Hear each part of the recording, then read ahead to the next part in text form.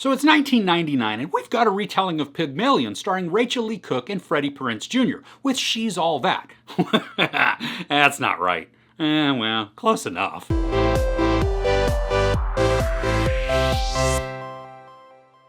Teen social influencer Padgett's humiliating on-camera breakup goes viral, leading her to make a risky bet to save her reputation. She swears she can turn scruffy, antisocial Cameron into prom king material.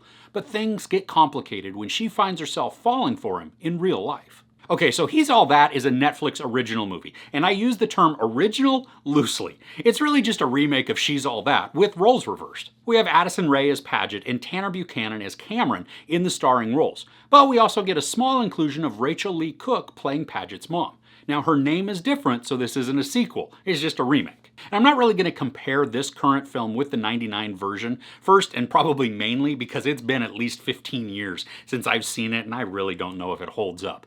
But secondly, this has to be able to stand on its own. Now, if you watch my channel semi-regularly, you'll know that I am a sucker for romantic comedies. I overlook a lot if the story can connect with me and keep me engaged with the characters. And I also love a fresh take on a story. So this is sort of a fresh take. In that I mean that it's been updated with modern issues from the 1999 version. But aside from that, the premise is exactly the same.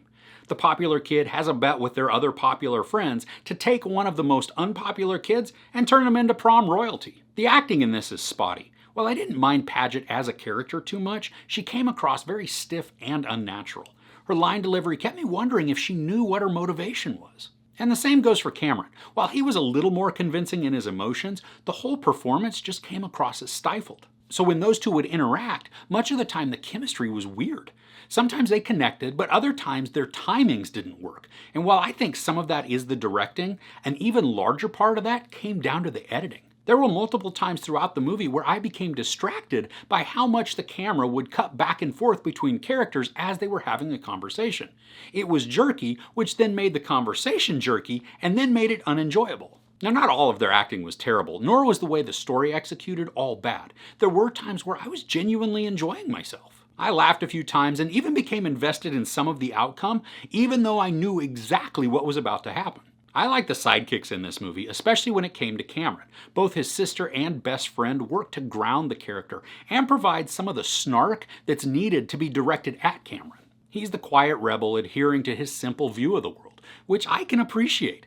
The story also uses him as a small commentary on social media, which is a bit preachy, but still true. Most of the time this was a cheesy watch, and most of that reason came down to what I had said earlier about the line delivery. Matthew Lillard has a cameo in this, which I loved. Mostly we just hear his voice as the principal of the school over the intercom.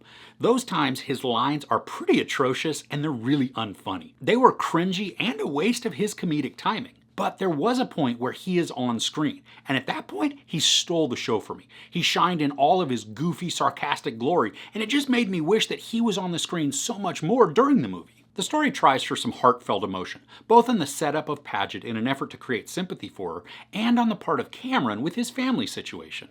Neither of them really landed what they were going for, though. I do love that the movie sticks to the 90-minute sweet spot for rom-coms. It didn't outstay its welcome, even if it wasn't a completely awesome watching experience. I think they rushed a lot of the story, moving us from one scenario to the next, so it's hard to buy into the transformation that is supposed to take place with our characters. Now we know that on the outside it's Cameron that we are supposed to see make this change, but really the story is about Padgett's heart's change. I like that it's still present in the story, but I don't think I ever really bought into it happening.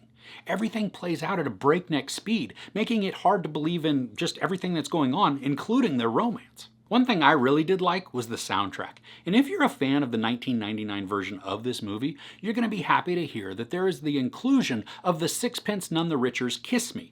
At least it's remixed by another artist, but still, hey, it's in there, and that's a nice nod. But even aside from that, there are some great songs that help keep this a modern retelling. I wasn't familiar with everything that played, but I'd still enjoyed the majority of them, and how some enhance the mood for what we're watching on the screen. So overall, this was an okay watching experience. It's decent for an updated storytelling of a movie that was based on an older story. The characters are familiar because we've seen them before, but the portrayals didn't always connect. Addison Rae and Tanner Buchanan do manage some chemistry, but the editing also works against their performances to make their interactions stiff and unnatural. And while some of the comedy worked, other portions are cringy and less effective for laughs. For me, the appearance of Matthew Lillard was the massive bright spot, and I wanted more of him throughout. I wouldn't put this on my rush to watch list, but if you find yourself in the mood for a rom-com, you may want to check it out at some point. Also, there's a point where Tanner Buchanan is in a fight scene and he does some martial arts moves, and it just made me long for season 4 of Cobra Kai even more. There's no sex or nudity, some profanity, and a little violence. I give He's All That 3 out of 5 couches. Do you plan on watching this? I'd love to hear what you thought of the movie if you check it out. If you enjoyed this review, please give it a like. Also, don't forget to share and subscribe. I'm Chris. This is Movies and Munchies. Thanks for couching with me.